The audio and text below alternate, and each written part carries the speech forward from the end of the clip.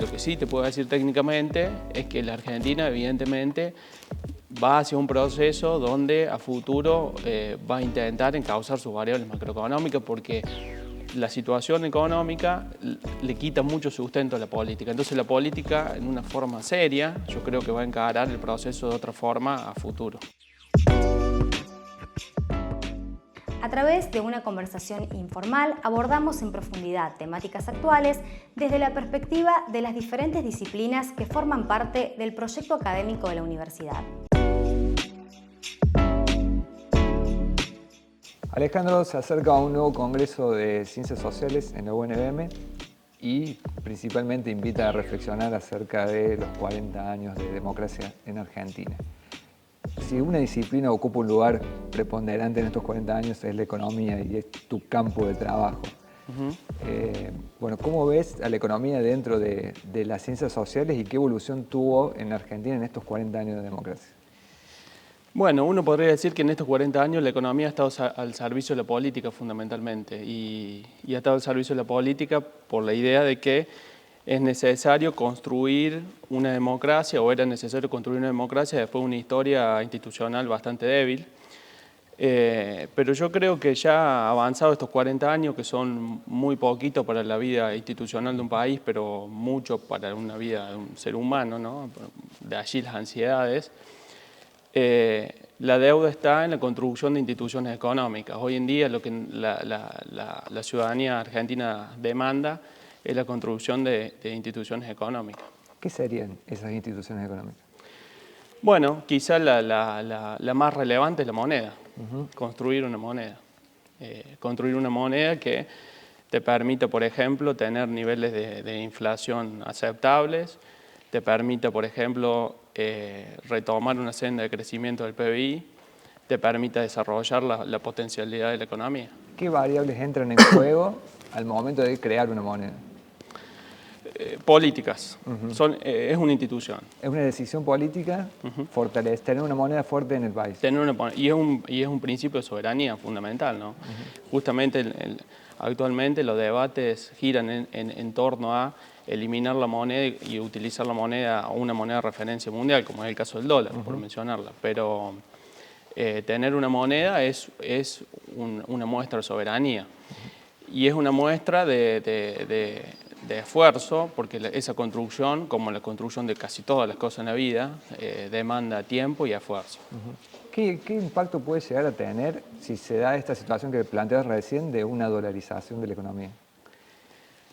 Bueno, es compleja tu pregunta porque la respuesta quizá no es breve. En este contexto, yo soy de los economistas que observan muy poco factible o posible una dolarización. O sea, no solamente existiría la posibilidad de que vos dolarices la economía si el Banco Central americano, o sea, la Reserva Federal, decide ser tu Banco Central. Y eso, decidir ser tu Banco Central, es asistirte en la cantidad de dólares que vos necesites para estructurar básicamente un proceso de dolarización. Si vos tenés que dolarizar con las condiciones actuales de la Argentina, lo tendréis que hacer a un costo muy alto, o sea, a una tasa de inflación muy alta o a una licuación de los salarios mayor a la que vimos hasta el momento, con lo cual lo veo poco factible, esa es la verdad. ¿Y qué opinión te merece que se ponga en debate esa temática en este año electoral? Bueno, yo generalmente mi campo es un campo técnico, pero me he dedicado mucho a estudiar la política justamente porque considero que uno no puede hacer un análisis técnico si no considera la faceta política. En un año electoral, lo más probable que, según ese famoso teorema de Baglini que vos escuchaste, los candidatos proponen cosas que a medida que se van acercando al poder en forma consistente, que tienen posibilidades ciertas de ocuparlo, bueno, empiezan a matizarlo. No quería decir esto, tal vez esto no es lo apropiado para este momento, veremos más adelante. Así que bueno, yo no me guío tanto con lo que dicen en plena campaña. Es más para mí una cuestión de ruido político. Lo que sí es cierto, y lo que sí te puedo decir técnicamente, es que la Argentina evidentemente va hacia un proceso donde a futuro va a intentar encauzar sus variables macroeconómicas porque la situación económica le quita mucho sustento a la política. Entonces la política, en una forma seria, yo creo que va a encarar el proceso de otra forma a futuro. Uno de tus campos de estudio es la deuda soberana. Así es. ¿Cuánto influye esa temática en la toma de una decisión?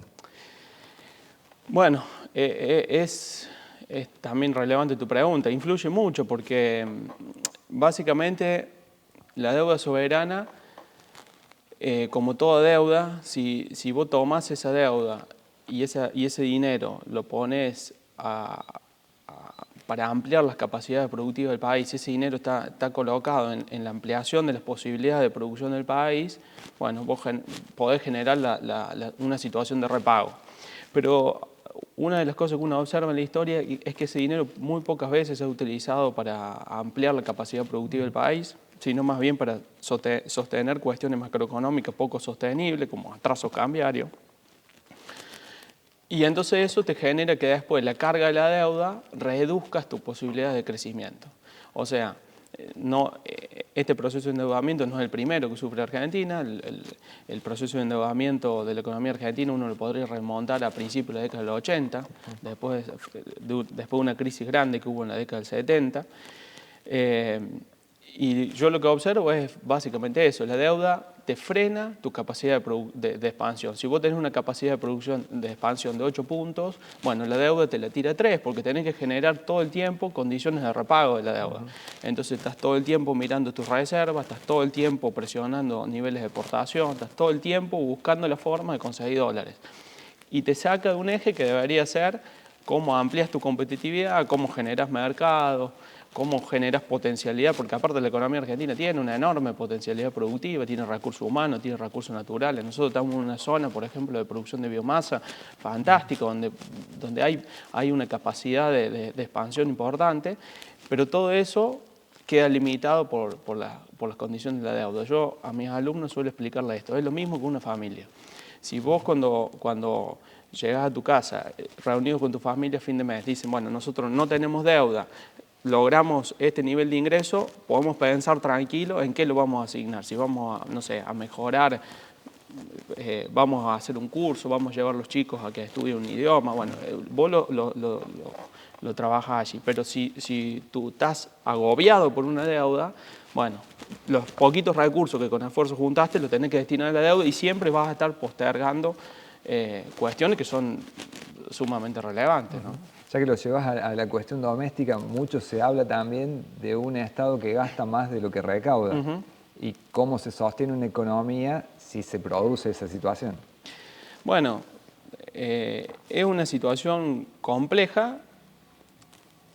Los estados generalmente pueden tener déficit, o sea, yo no es que soy enemigo del déficit. El problema es que vos no podés tener déficit creciente sin moneda. Claro. Cuando vos tenés un déficit creciente y no contás con moneda, presionás procesos de emisión que terminan fundamentalmente en procesos inflacionarios. Claro. O sea, es un poco la historia de la Argentina que uno está viendo ahora y que vimos ya en momentos pasados. Y entonces allí aparecen un montón de debates qué es lo que finalmente genera el proceso de emisión, si es la incapacidad de la política de llegar a acuerdos. Por eso yo comencé mi charla diciéndote que es un proceso político. Es fundamentalmente la política la que debe encauzar eso. ¿Cuáles son los niveles de déficit que la sociedad argentina tolera? Porque la contracara del déficit es la presión tributaria. La presión tributaria puede ser vía impuestos tradicionales, IVA, ganancias, lo que ustedes ya conocen, deducciones sobre nóminas salariales, o puede ser impuesto inflacionario. La inflación, en la mente de un economista, funciona como un impuesto más. Claro. Es un impuesto que el Estado te cobra para cubrir su situación de déficit. Bueno, ese es el debate. O sea, yo creo que vos podés tener un nivel de déficit. En algunos momentos es saludable tener un nivel de déficit porque es necesario para que la economía no caiga en situaciones recesivas, pero creo que eso tiene que ser un nivel de déficit manejable. Es como, vuelvo a la familia, el sentido común. Tengo una deuda, bueno, tiene que ser una deuda que yo pueda manejar, salvo que vos pienses no honrarla. Claro. Si no es manejable es porque pensás no honrarla. Tu decisión es Tomar deuda y después ver qué pasa. Y después ver qué pasa, con lo cual está abierta la posibilidad de no pagarla. Ahora, si vos tenés decidido pagarla, si efectivamente tenés decidido pagarla, vas a ser muy cuidadoso con la deuda. Claro. Y a eso es lo que apunto. Por último, Alejandro, como doctor en economía, ¿qué lugar crees que ocupa la economía dentro del contexto de las ciencias sociales? Bueno, es fundamental, ¿no? Es fundamental porque vivimos en sociedades cuya forma de organización son los mercados. Entonces, entender cómo funciona un mercado, comprender, por ejemplo, cómo funcionan las finanzas en un sentido básico, la toma de decisiones, o sea, la toma de decisiones está influenciada todo el tiempo por la economía. Si bien yo siempre, para mí, siempre hago esta relación, economía y política son como dos hermanas que no se llevan del todo bien, pero que están obligadas por la vida a caminar juntas, y no se llevan bien porque tienen lógicas de fondo diferentes, pero están juntas, o sea, una condiciona a la otra y viceversa. Por más que es cierto, y esto es válido, que la conducción es de la política. Es la política la que decide sobre la economía. Cuando la economía está mal, afectan las decisiones políticas y los resultados. Así que yo creo que juega un papel central. El gran, y esto para cerrar un poco, a lo mejor en otra ocasión no podemos charlar con más profundidad, mi tesis de grado fue la relación entre la volatilidad macroeconómica de la economía argentina y el impacto en los niveles de pobreza.